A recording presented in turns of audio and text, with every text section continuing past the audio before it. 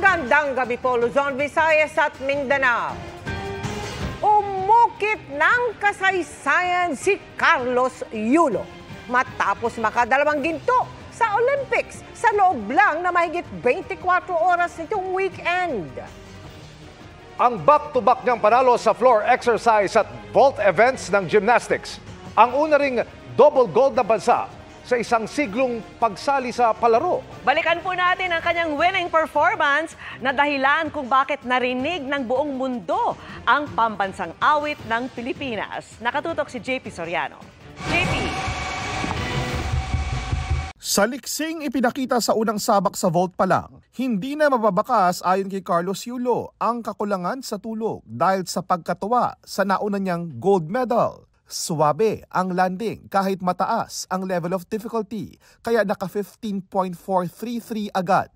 Ramdam yan hanggang sa sunod na vault performance kung saan nakascore siya ng 14.8 kaya umabot sa 15.116 ang average total score, sapat upang ilipad siya sa ikalawa niyang ginto sa 2024 Olympics. Unang pagkakataon din para sa isang Pilipino ang double gold sa iisang Olympic game dahil nanalo na sa floor event nitong Sabado. Ikalawang pagtaas din ito ng ating watawat sa Paris Olympics.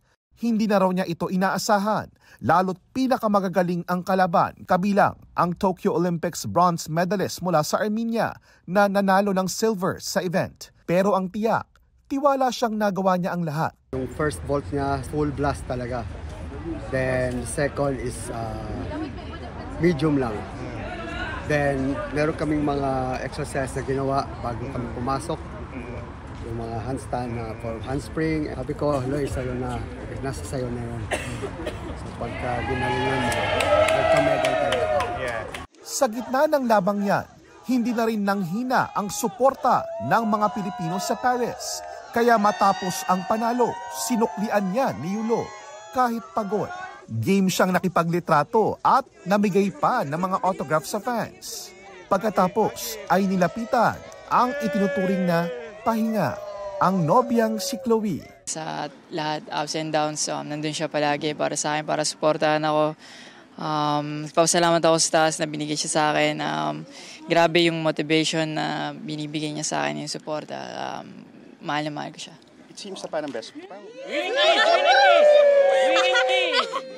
Tila kasama rin in spirit ni Carlo ang ama na hindi lang tumutok sa kanyang mga laban sa telebisyon, kundi nagpahayag na ng pagka-proud sa kanya bago pa ang laban. Mahal na mahal ko yung dati ko. Grabe yung suporta na binibigay din nun. Yung grabe. Wala akong masabi na thank you sa suporta pa. Mahal na mahal kita.